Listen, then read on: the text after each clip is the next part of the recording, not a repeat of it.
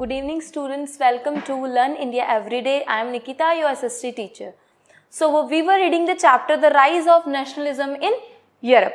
So हम पढ़ चुके हैं फर्स्ट क्लास में फ्रेडरिक सूरियो के बारे में, उसके प्रिंट के बारे में कि उसने अपने प्रिंट्स में क्या क्या बताया, कैसे उसने स्टैच्यू ऑफ लिबर्टी बताया जो कि फ्रीडम का प्रतीक माना गया, जिसके हैंड के अंदर वन में टॉर्च एंड सेकंड के अंदर चार्टर ऑफ मैन मीन्स सारे राइट्स लिखे हुए थे. Yes, these are the right that man should have.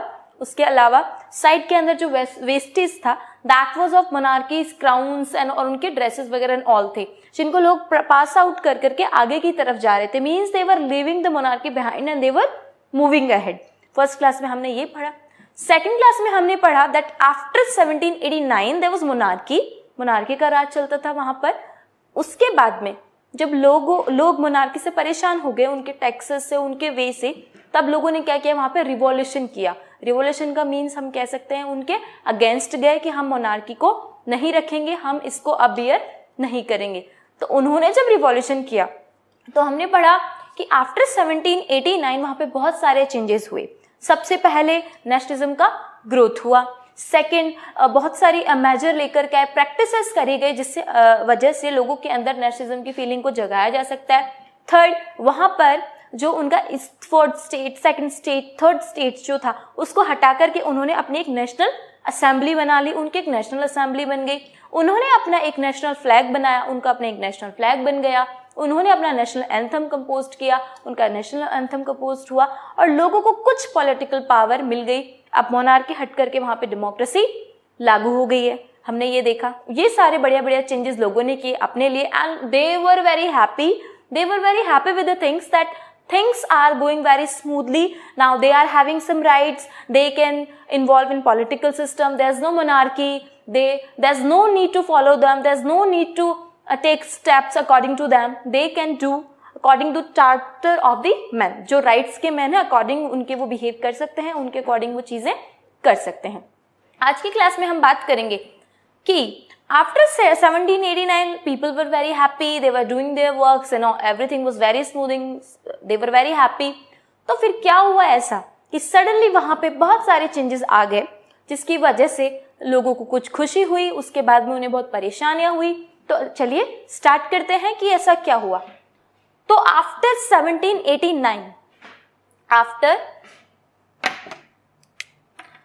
1789 French revolution हुआ.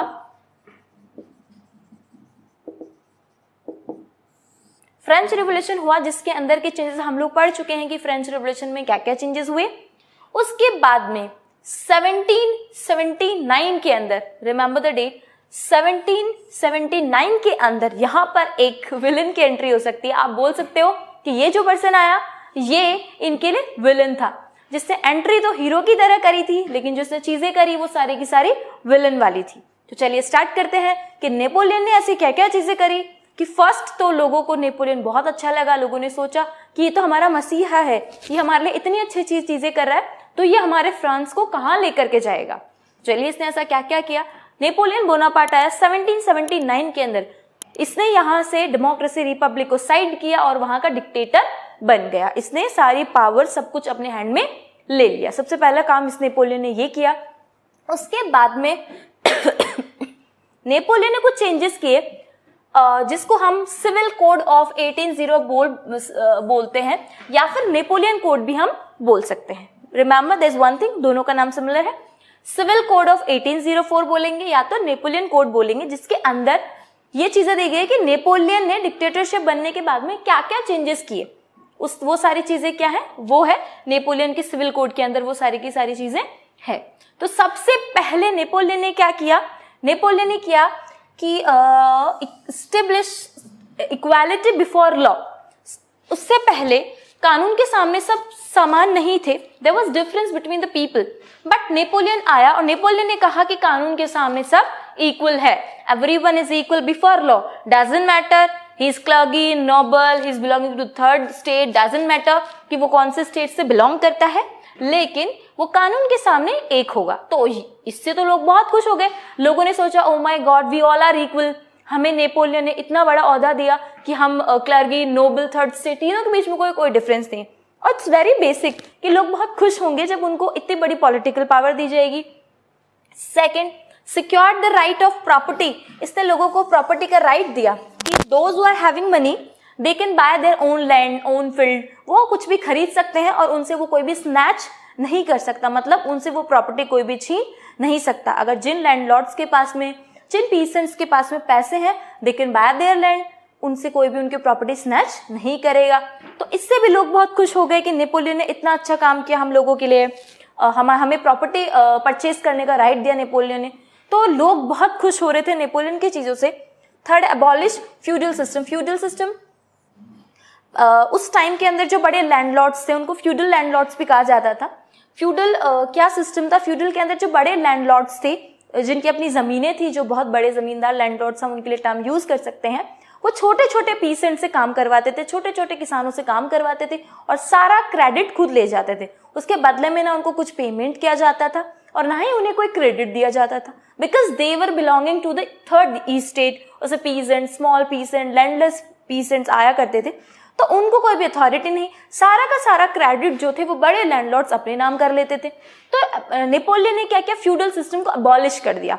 तो that was a very good thing for the people, for the peasants, because 99% was the peasants. तो उनके लिए ये चीज़ बहुत अच्छी थी, वो इस चीज़ से बहुत खुश हुए। नेक्स्ट उसने किया, ट्रांसपोर्ट और कम्युनिकेशंस के जो वे थे उनको बहुत इंप्रूव किया, दोनों ही चीज़ों को, ट्रांसपोर्टेशन को एंड कम्युनिकेशन की जो स्किल्स थी उनको भी बहुत इंप्रूव किया। तो लोगों की लाइफ बहुत थोड़ी इजी हो गई, आप बोल सकते हैं फ्रांस में थोड़ा सा डेवलपमेंट हो गया।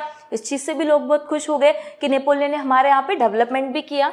नेक्स्ट इनका जो था, फ्रांस के अंदर हर एक जगह अलग अलग करेंसी थी, उनका स्टैंडर्डाइज जो था, दैट वाज मेजर जो था वो हर एक जगह डिफरेंट था। तो जो ट्रेडर्स थे उनको बहुत परेशानी आती थी डिफरेंट डिफरेंट करेंसी होने की वजह से। तो नेपोलियन ने सबसे पहला मोस्ट इंपॉर्टेंट काम जो किया, दैट वाज कॉमन करेंसी, सबके लिए कॉमन करेंसी कर दी। देयर इज नो बैरियर, अगर बैरियर के उधर भी यही करेंसी चलेगी, बैरियर के इधर भी यही करेंसी चलेगी, तो कोई भी डिस्क्रिमिनेशन करेंसी का रहा ही नहीं।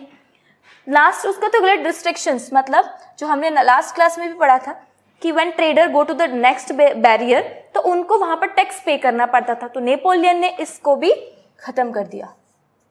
तो ये कुछ चेंजेस थे जो नेपोलियन ने 1779 आने के बाद में चेंजेस किए, जिससे लोग बहुत खुश हो गए और उन्होंने सोचा कि yes, he is our angel, इसने हमारे लिए इतने अच्छे अच्छे काम किए, हमारी लाइफ बहुत इजी बना दी है नेपोलियन ने, तो ये हमारे लिए बहुत अच्छा इंसान है।